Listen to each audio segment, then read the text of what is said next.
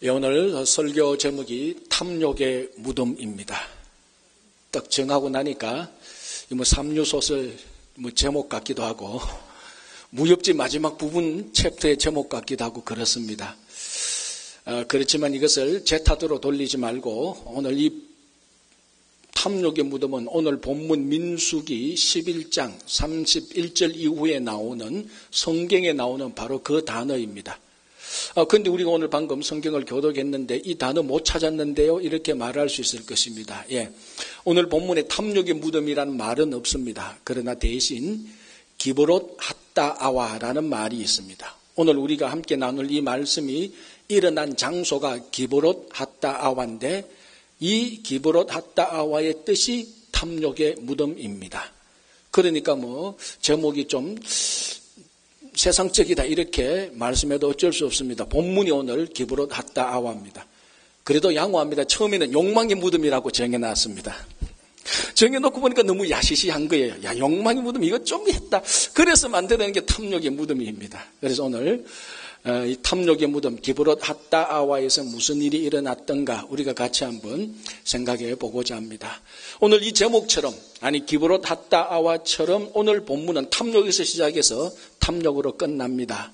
내용은 간단합니다. 이스라엘 백성들이 출애굽하면서 광야에 머물 때 이 먹는 것에 대한 욕심이 생기고 먹는 것에 대해서 불평이 생겼습니다. 그래서 이 만나가 마음에 들지 않은 겁니다. 그러니까 애굽에서 먹던 생선, 야채, 예를 들자면 부추, 마늘, 파 이런 것들이 이제 생각이 납니다. 그래서 오늘 이 본문을 보면은 그 출애굽할 때 함께 출애굽했던 사람들 가운데 섞여 함께 있던 어떤 불량스러운 사람들 한 그룹이 탐욕을 품기 시작했습니다. 무엇에 대한 탐욕?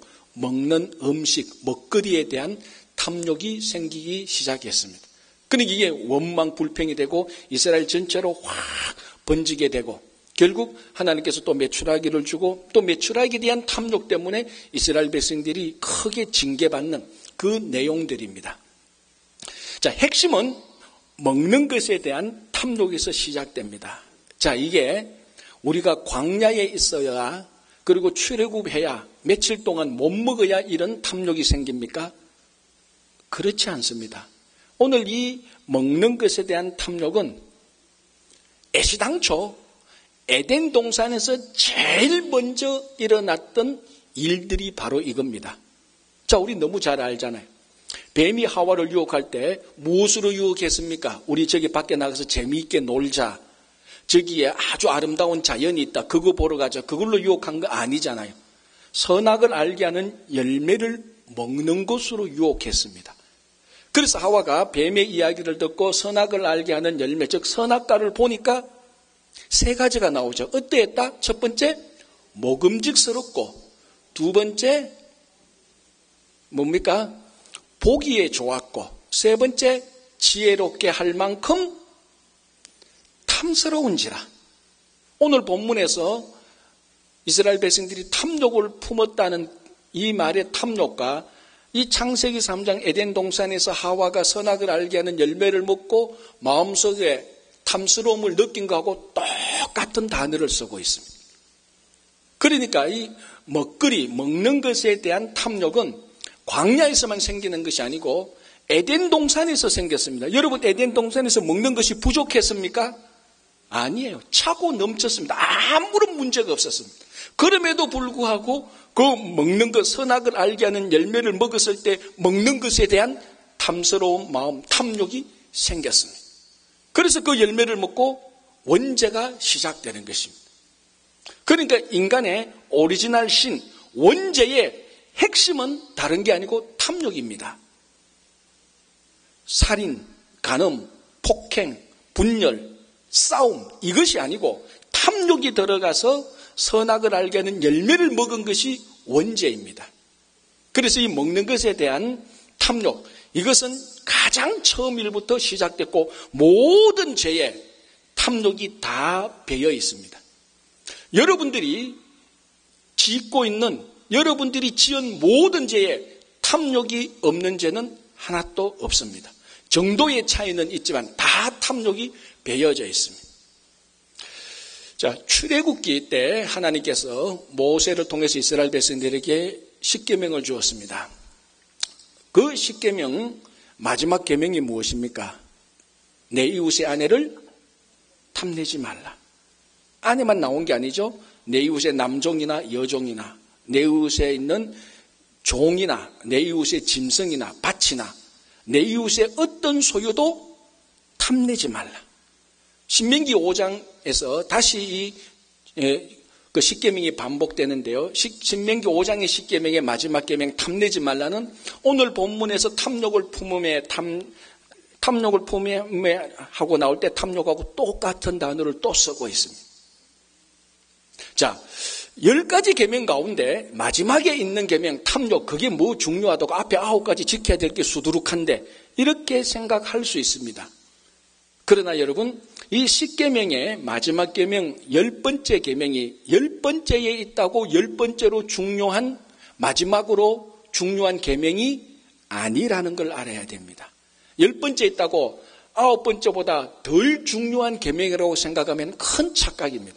마지막에 있는 이 계명, 내 이웃의 어떤 것도 탐내지 말라, 탐욕을 부리지 말라는 이 계명은 앞에 있었던 9가지 계명을 다 받쳐주고 있는 계명입니다. 어떻게 보면요, 10계명 가운데 9개 계명을 받쳐주고 있는 대들보와 같은 계명이 마지막 10번째 계명, 내 이웃의 것을 탐내지 말라는 것입니다.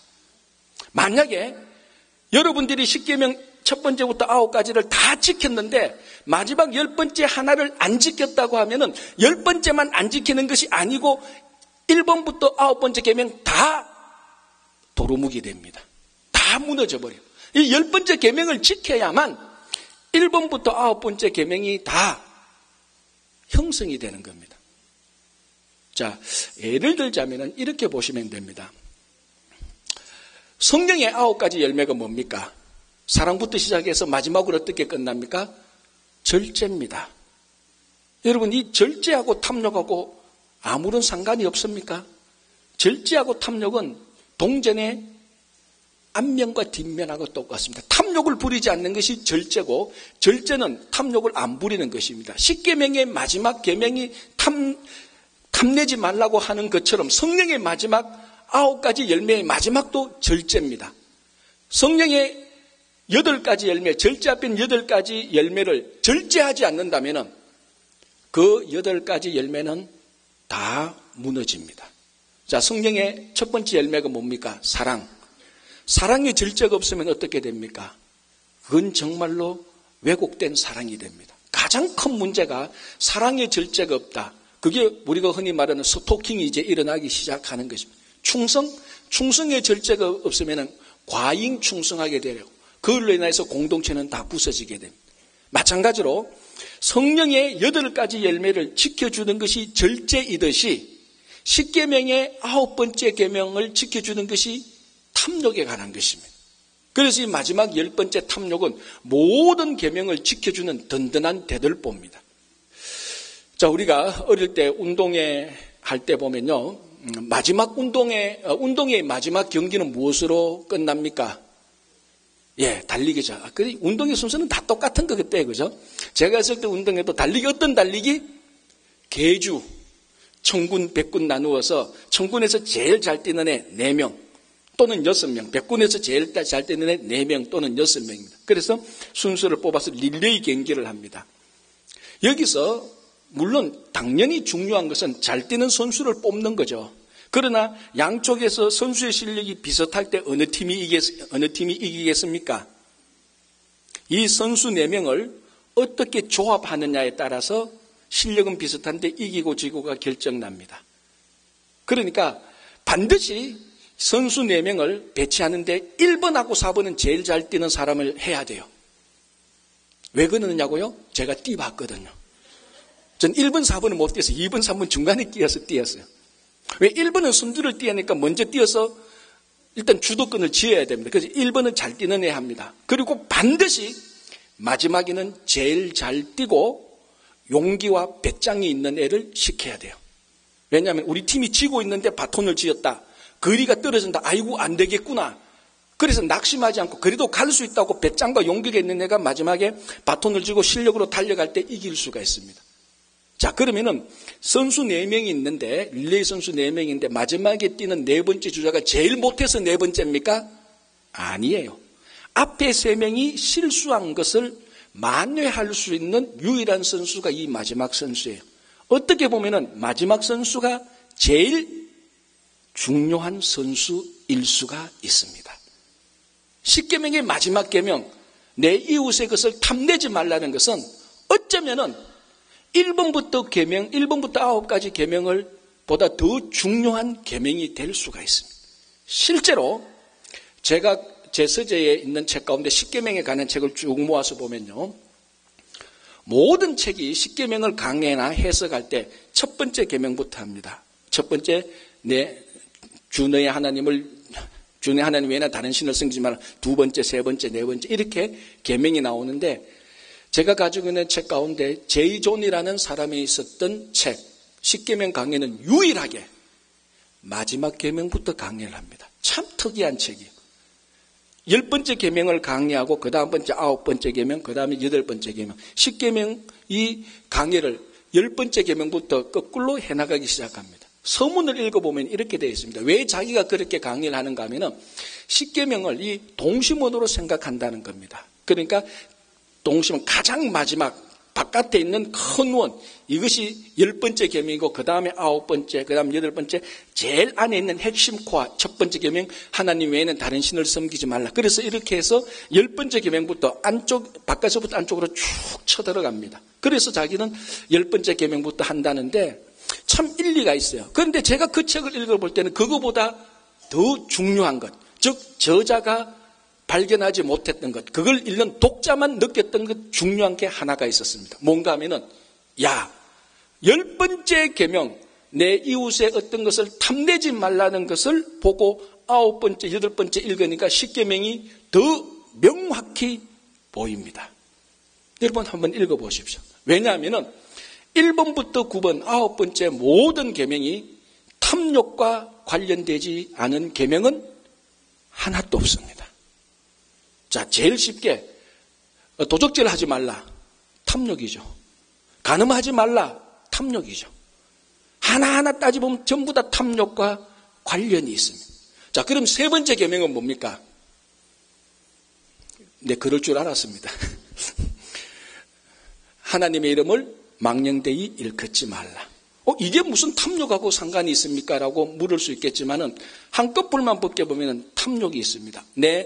하나님의 이름을 망령되이 일컫지 말라는 핵심은 뭔가 하면은 하나님의 이름을 높이 올려라는 겁니다. 그 말은 네 이름을 드러내지 말고 하나님의 이름을 높이라는 겁니다. 명예욕에 대한 탐욕이 들어가 있습니다. 이처럼 모든 10계명은 탐욕으로 해석하면은 명확히 보입니다.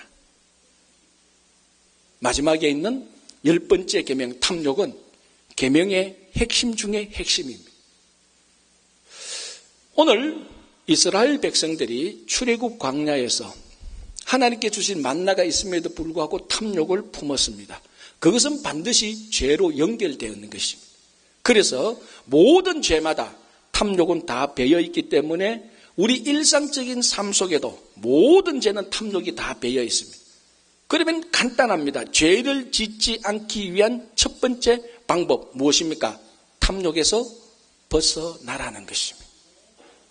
그래서요, 초대 교회 교부들은 인간이 죄를 짓는 첫 번째 원인으로 인간의 정욕 또는 탐욕이 1번이다라고 말했던 교부들이 굉장히 많습니다. 똑같습니다. 여러분 우리 삶을 한번 생각해 보십시오. 제가 이렇게 설교를 하기보다 여러분 지난 한 주간 동안에 여러분들이 지었던 이거는 내가 좀 죄를 지었구나라고 생각하는 것에 탐욕이 배어있지 않은 것이 어디 있습니까? 전부 다 탐욕입니다. 그래서 이 탐욕이 아무리 큰 탐욕이라 할지라도 아무리 조그마한 탐욕이라 할지라도 우리는 경계해야 됩니다.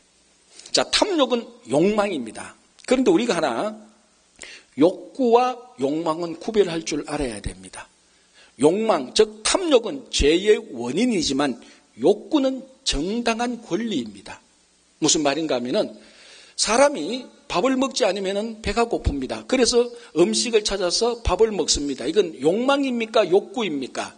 이거는 욕구입니다. 이거는 죄가 아닙니다. 당연히 해야 됩니다.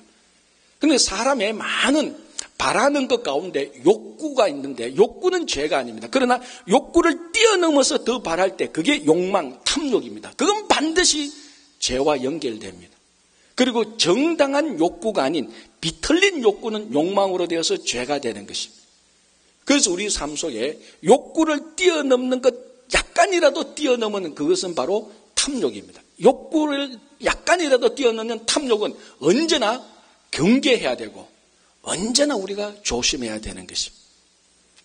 마더 테레사가 이 욕망, 욕구로부터 멀어지게 하는 간절한 소원의 시를 하나 적었는데요. 참 아름다운 시입니다. 그래서 제가 한번 읽어드리겠습니다. 이 제목이 뭔가 하면요. 오 예수님 나를 해방시켜 주시옵소서라는 것입니다. 오 예수님 나를 해방시켜 주시옵소서. 사랑을 받고자 하는 욕망으로부터, 높임을 받고자 하는 욕망으로부터, 명예롭게 되고자 하는 욕망으로부터, 칭찬받고자 하는 욕망으로부터, 더 우월한 사람이 되고자 하는 욕망으로부터, 관심의 대상이 되고자 하는 욕망으로부터, 인정받고자 하는 욕망으로부터, 명성을 받고자 하는 욕망으로부터 오 예수님 나를 해방시켜 주시옵소서. 참 아름답죠. 성자가 그냥 성자가 되는 게 아닙니다. 우리 삶 속에 구석구석 배어있는 탐욕을 발견하고 이 모든 탐욕으로부터 자기가 해방되기를 원하는 것입니다. 그래서 우리가 죄를 멀리하는 가장 중요한 것은 이 탐욕으로부터 벗어나는 것입니다. 오늘도 여러분들이 이 말씀을 대하면서 여러분들이 어떤 종류의 탐욕이든 어느 정도의 탐욕이든 탐욕에서 벗어나서 죄를 멀리하는 여러분 되기를 바랍니다. 자, 그러면 당연한 질문이 나타나죠. 무슨 질문?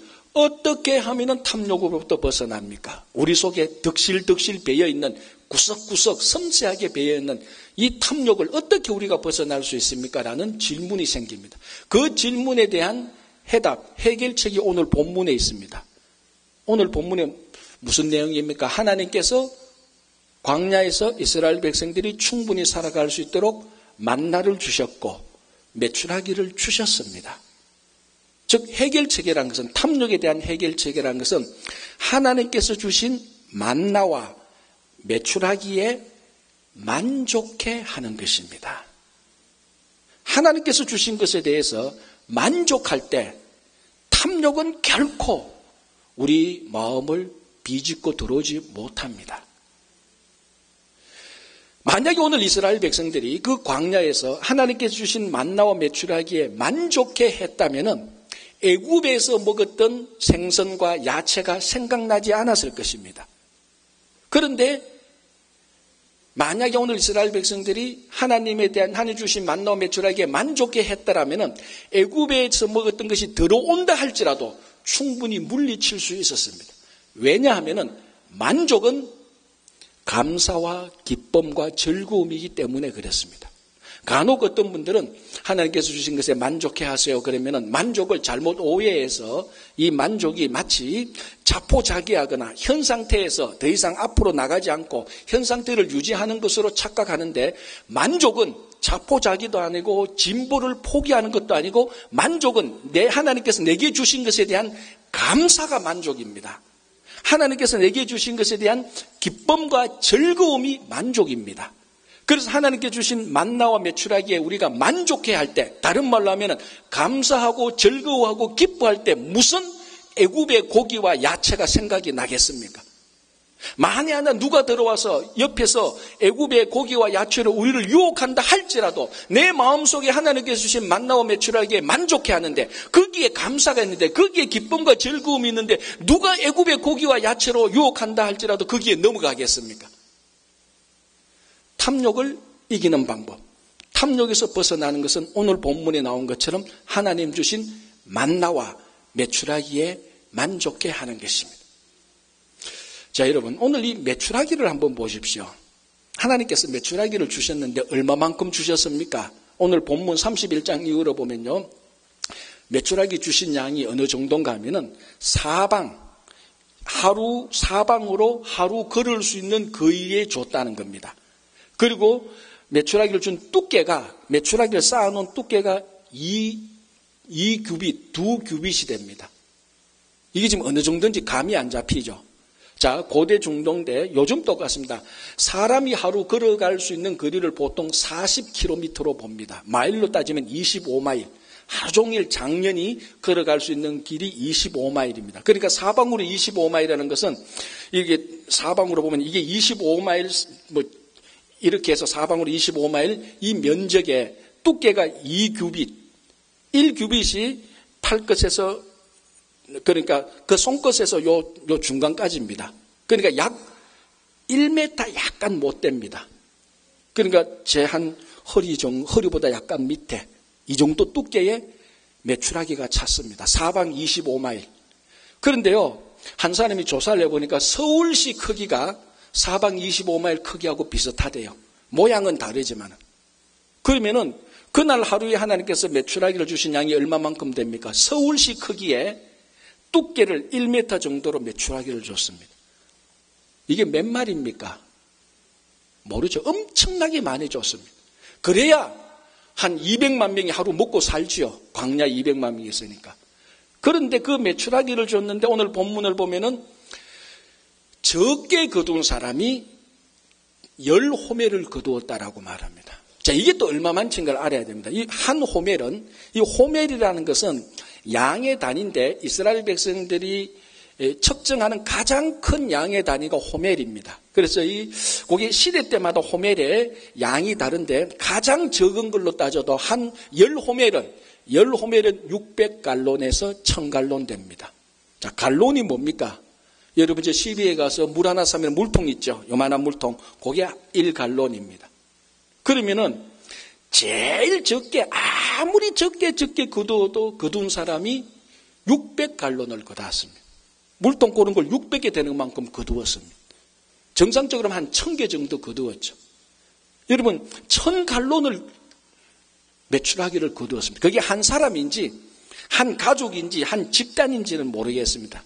그러나 이 일로 해서 심판받은 걸로 봐서 자기들이 충분히 먹고 남을 만큼 하나님께서 메추라기를 주셨는데 거기에 탐욕을 부려가지고 10호멜씩 최소 10호멜씩을 거두었습니다. 그래서 이것이 너무 많아가지고 진 밖에 너부러져 놨습니다. 하나님께서 또 그 속에서 탐욕을 본 것입니다. 그래서 오늘 징계를 받게 되는 것입니다. 자, 이 탐욕은 제가 처음 말씀드린 것처럼 에덴 동산에서도 탐욕이 생겼습니다. 탐욕은 우리에게 하나님께서 주신 것이 적어서 모자라서 탐욕이 생기는 것이 절대로 아닙니다.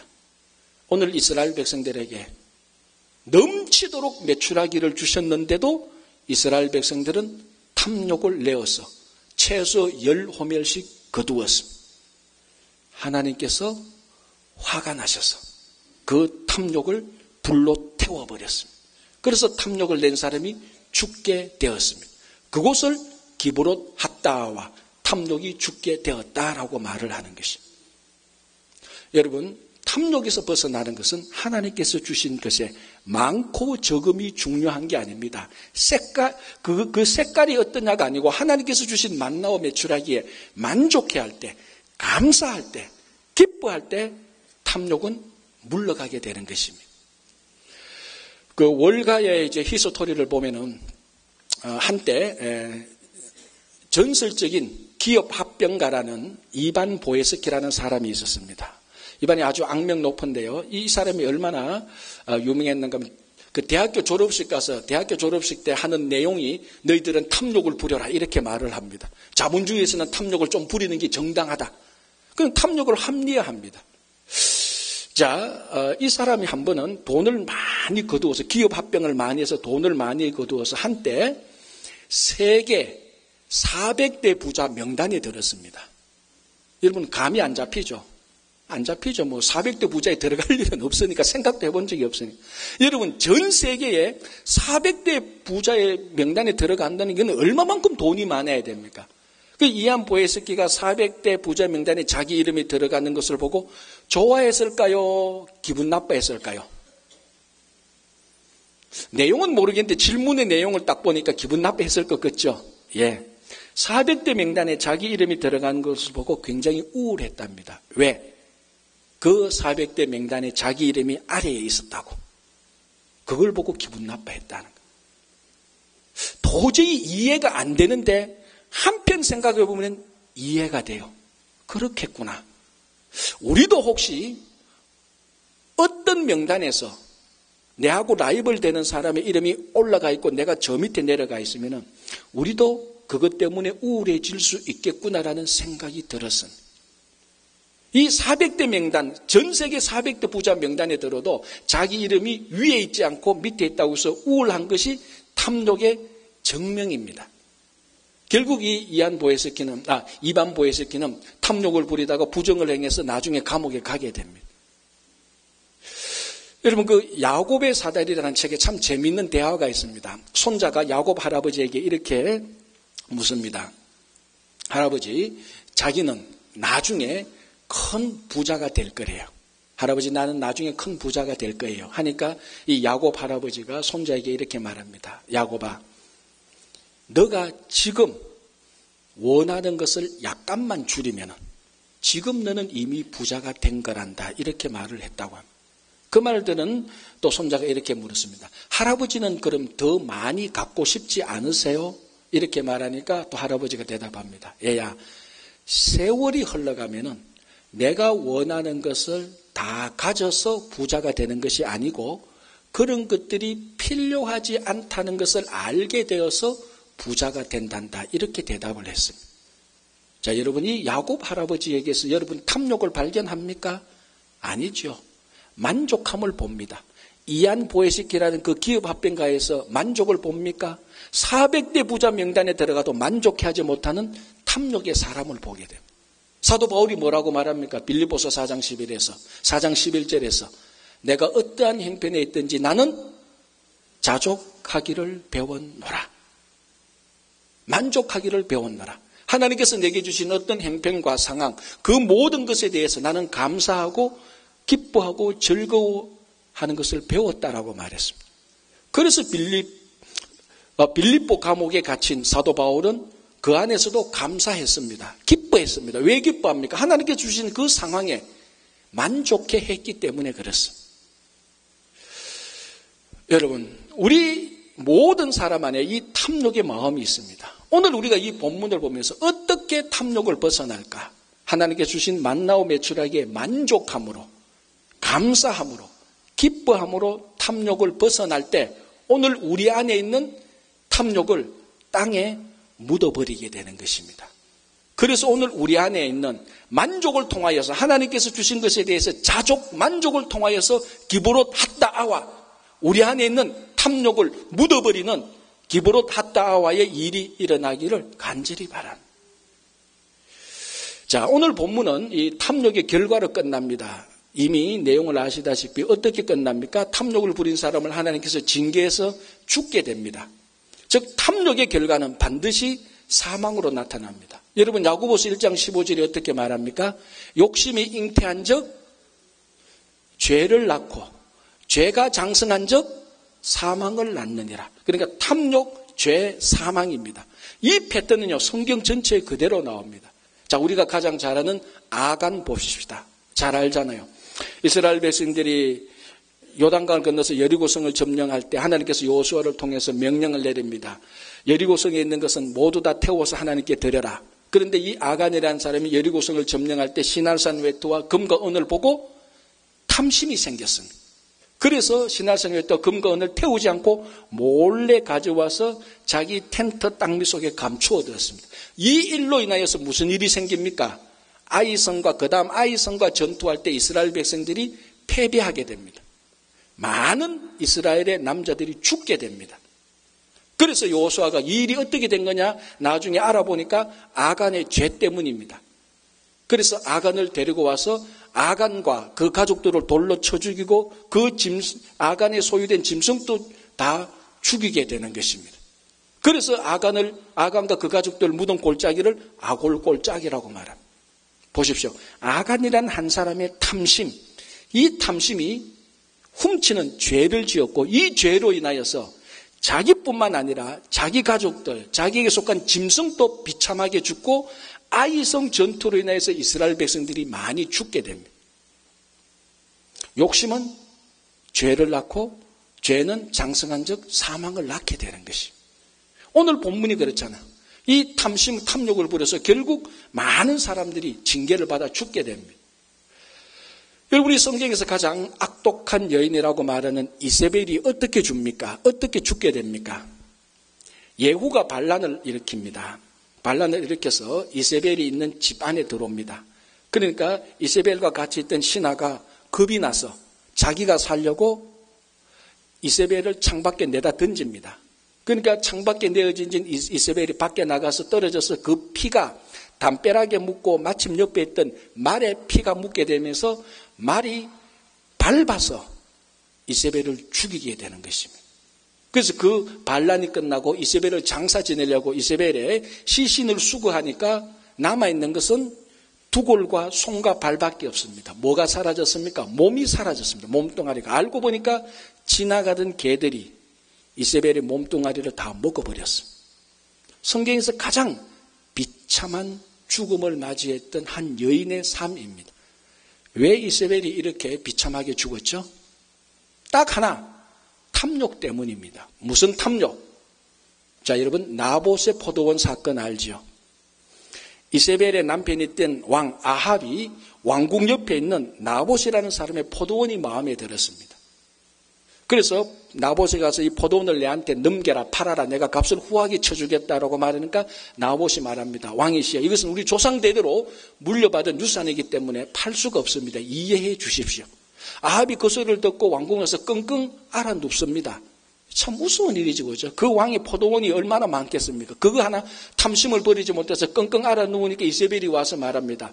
당신이 왜 오늘 무슨 일이 있어? 그러니까 아합이 자초지청을 말하니까 이세벨이 한마디로 잘라줍니다. 뭘 그거 가지고 끙끙 앓고 있어? 내가 다 정리하겠어.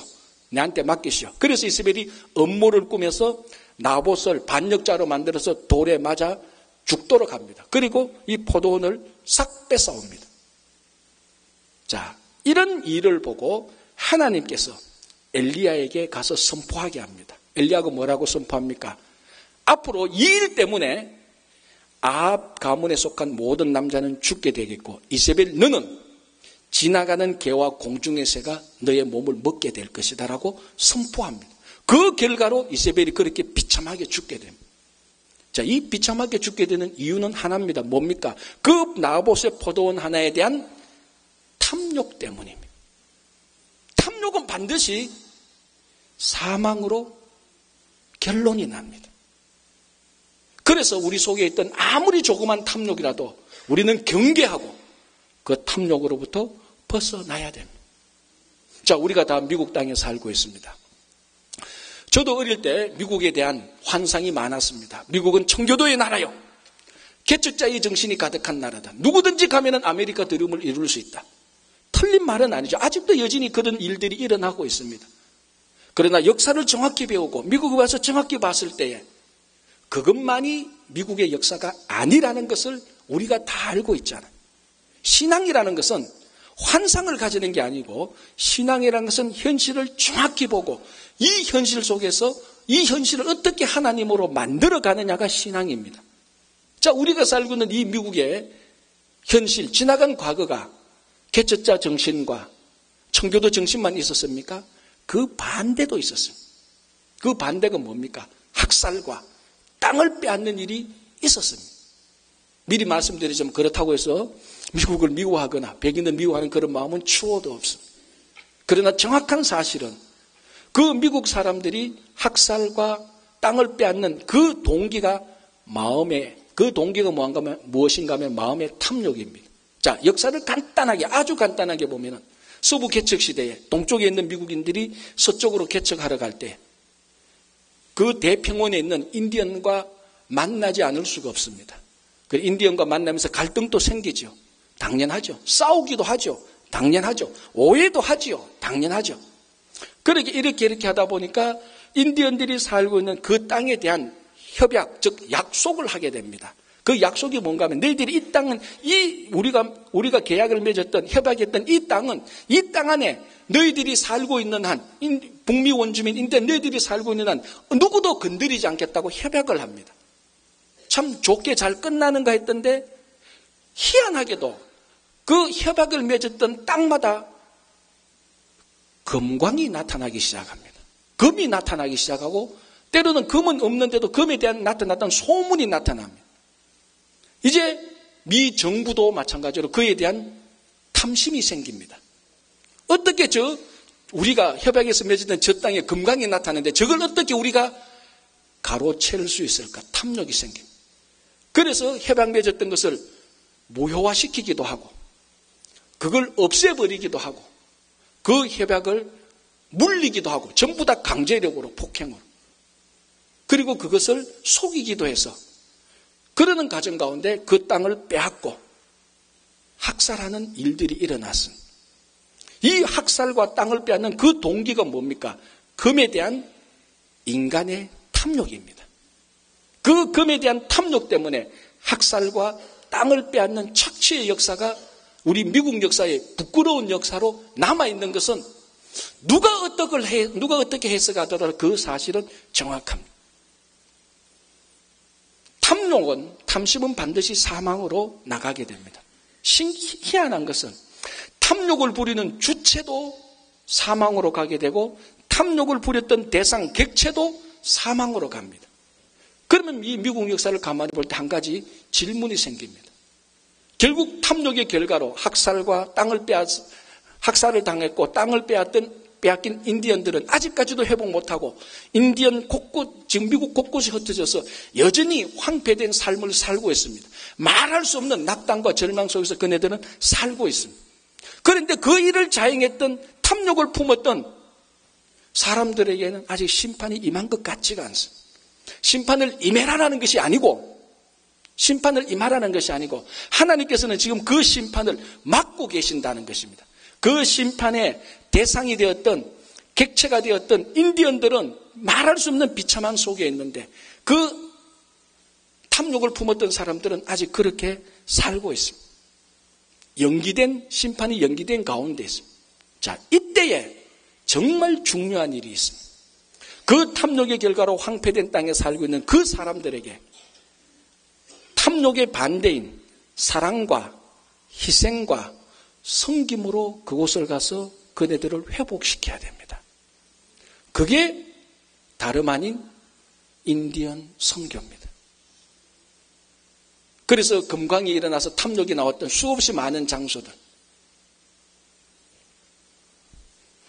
눈물의 행로를 걸렸던 그 체로키 족속들, 우리 중고등부 학생들이 그 매년 가는 사우스 다코타의 블랙힐즈 그 지역들, 이런 모든 지역들이 탐욕의 결과로 황폐화된 지역들입니다. 그곳에 당신들이 탐욕을 일으켜서 당신들이 그 일을 망쳤으니까 당신들이 가서 희생과 사랑과 헌신을 하시오. 그게 아니고 그것을 아는 누군가가 우리가 그곳에 가서 예수 그리스도의 사랑과 희생과 섬김을 보여줄 때 그 탐욕의 결과로 황폐했던 땅이 다시 회복하게 되는 것입니다. 그러면 하나님의 심판하고자 했던 하나님의 뜻이 돌이키사 그 심판이 철회되기를 원하는 것입니다. 그래서 끊임없이 희생과 섬김과 사랑으로 그 땅에 가서 사역을 할 때 거기는 다시 회복이 일어나는 것입니다. 제가 조금 전에 이런 말씀을 드렸습니다. 우리 안에 있는 탐욕은 하나님께서 주신 것으로 만족함으로 탐욕의 무덤을 만들 수가 있습니다. 그러나 우리 안에 있는 탐욕이 아닌 다른 지역이나 다른 사람의 탐욕의 결과로 황폐해진 사람들은 어떻게 그 탐욕을 이제 멈출 수 있습니까? 그게 바로 예수 그리스도의 희생과 사랑과 섬김으로 그 땅에 남아있던 탐욕의 흔적들을 우리가 묻어버리는 것입니다. 그래서 그곳이 다시 기브롯 핫다 아와가 되는 것입니다. 우리 안에 있는 탐욕을 묻어버리고 그 탐욕의 결과로 수없이 많이 황폐화됐던 그곳에 예수의 사랑과 희생과 섬김으로 탐욕을 묻어버리는 기브롯 핫다와가 다시 일어나야 되는 것이, 그것이 이 시대의 교회와 한 사람 한 사람 성도들에게 주신 사명입니다. 여러분, 탐욕은 어디에나 있습니다. 아무리 적은 탐욕이라도 우리는 경계해야 됩니다. 우리 안에 있는 탐욕은 하나님께서 주신 것으로 만족해하고 감사할 때 탐욕은 사라집니다. 그러나 저 밖에 있는 탐욕으로 황폐해진 것은 우리가 만족해한다고 탐욕이 회복되는 게 아니고 예수 그리스도의 사랑과 희생과 섬김으로 그 탐욕의 땅이 회복되어서 다시 기브롯 핫다와 탐욕이 영원히 사라지는 그런 일을 우리에게 맡겨주신 것을 잘 감당하는 교회와 성도들이 되기를 바랍니다.